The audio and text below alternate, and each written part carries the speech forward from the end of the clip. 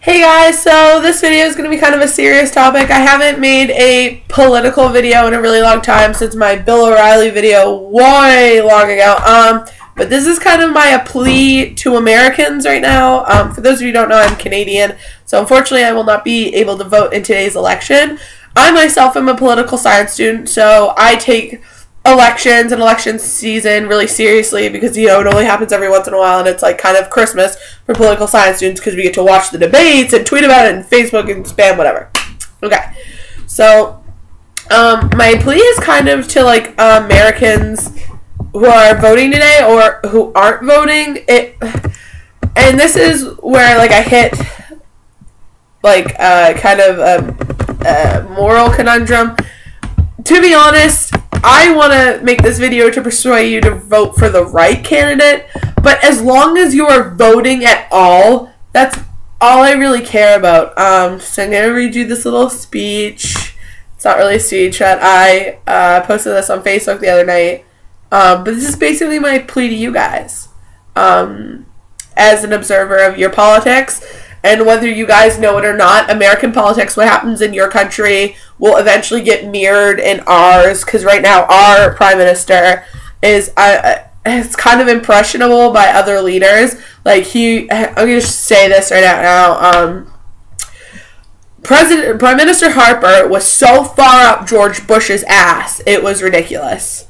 So, having said that, I'm scared that if you guys elect Mitt Romney, that's going to blow back on our nation and how our politics is going to change. And to be honest, I don't want that. So this is kind of my place. So I'm really nervous about the election results today. I really hope that you as Americans give Barack Obama a second term. And to all my American friends that I have on Tumblr and on Facebook and people I know in real life, or even if you're American and you're watching this video right now, please use your vote wisely and think about how this election will impact the countries around you. So like Canada and Mexico. Oh, I got the hiccups. And possibly even countries overseas. To put this in layman's terms, don't fuck this up for the rest of us, because I can't go out and vote in today's election. I have one of my best friends has dual citizenship. She, I think, is planning to go to the embassy or has already done so to vote. I know some other people who are born in the States. My mom has dual citizenship, so I got her to go out and vote at the embassy. And so does my grandmother. So it's really important. Like, don't waste this vote. I wish a lot of times I was able to vote in an American election, but I can't. But I guess the really important thing that I'm stressing with this video is that you go out and vote at all, because voting is a right that you have, that millions of people have died all around the world to try to achieve or to try to get. I think people really take voting for granted, and it like kind of chokes me up, because there are women in like Middle Eastern countries who are either like can't get to the voting polls. It's been sabotaged in some way. When they get there, they suffer ridicule from men and other political opponents and stuff. And I really think that it's really important that everybody votes. Also, if you're an American and you didn't know, you also have third-party candidates, which you have a Libertarian Party, a Justice Party, and a Green Party. There's also another really right-winged party. I'm just not going to talk about it.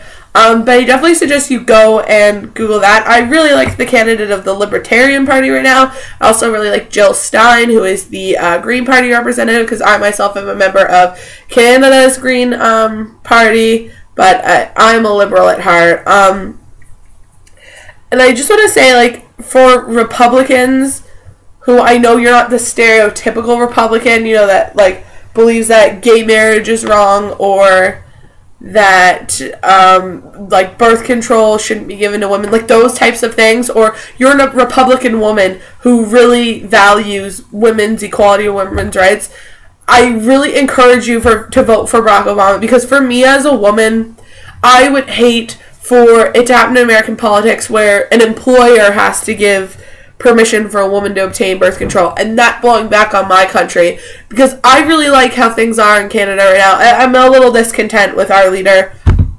But I could just see it getting so much worse if you guys elect Romney. So please, I know that Barack Obama, I personally like Barack Obama and his policies. I know that there's a lot of like, oh, politicians are all the same, and like, but you have to understand it is a really hard game to be a part of, being a politician.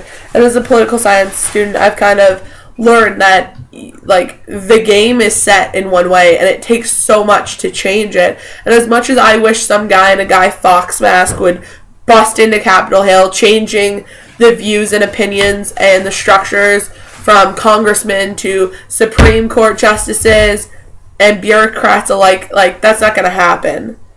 It really takes root with the people. So please give Barack Obama a second chance. That was my plea.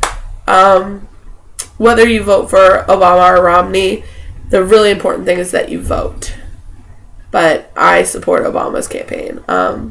So thank you for your time, and peace and prosperity, and I hope you guys have a great night.